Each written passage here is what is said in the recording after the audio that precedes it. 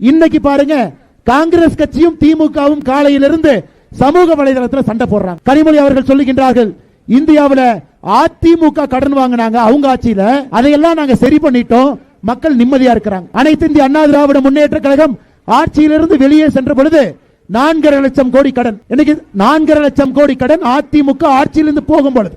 சுதந்திரத்திற்கு பிறகு அத்தனை ஆட்சிகள், அதிமுக ஆட்சி முடிஞ்சு 4.5 லட்சம் கோடி, வெறும் 4 ஆண்டுகள்ல 4.5 லட்சம் கோடி கடனாக இருந்த தமிழகம் இன்னைக்கு 9.25 லட்சம் கோடி கடன்.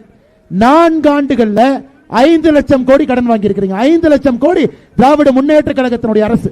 அது அனைத்து இந்திய அண்ணா திராவிட முன்னேற்ற கழகம் அவங்க கடன் வாங்கினாங்கன்னு போய் சொல்லும் பொழுது, காங்கிரஸ் கட்சியை சார்ந்த பிரவீன் சக்கரவர்த்தி என்கின்ற தலைவர் அவரு இல்ல இல்ல, இந்தியாலேயே கடன்கார மாநிலம் தமிழ்நாடு தான், இந்தியாலேயே அதிக கடன் கடந்த 5 ஆண்டுகளை வாங்கினது நீங்க நன்றா யோசிக்கணும்.